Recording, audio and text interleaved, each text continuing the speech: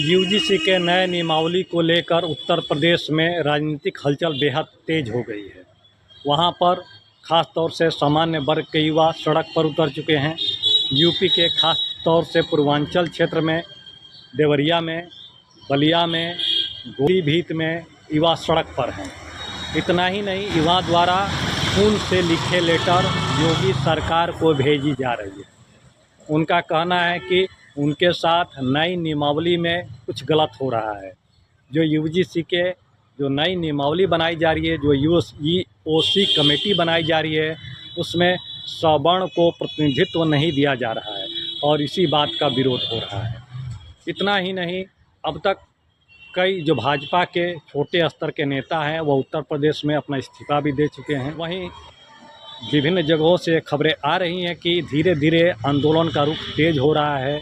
सामान्य वर्ग के युवा कई जगह पर पुलिस से भी भिड़ रहे हैं और उनकी मांग है कि जो यूजीसी की नई नियमावली है उसको एक बार फिर से उसका रिवीजन किया जाए, उसमें संशोधन किया जाए और सवर्ण वर्ग को प्रतिनिधित्व दिया जाए। दोस्तों, एक सबसे बड़ी चीज़ है कि अब तक इस मामले में भाजपा हो चाहे जो विभिन्न दल के नेता हैं वो ज़्यादा कुछ नहीं बोल रहे हैं, लेकिन इस पर मायावती का भी बयान आया है। मायावती जी ने बड़ी सधी नपी तुली बयान दिया है। हालांकि उनके बयान से यह समझ में नहीं आ रहा है वह इसके समर्थन में है व वो इसके विरोध में है। वो कहती हैं कि जो सवर्ण वर्ग में जातिवादी मानसिकता के लोग हैं वह विरोध कर रहे हैं, यह सही नहीं है। लेकिन साथ ही वह यह बात भी कहती हैं कि जो यूजीसी की नई नियमावली में ईओसी बनाई जानी है उसमें अगर सभी वर्ग को प्रतिनिधित्व मिलता तो अच्छा होता।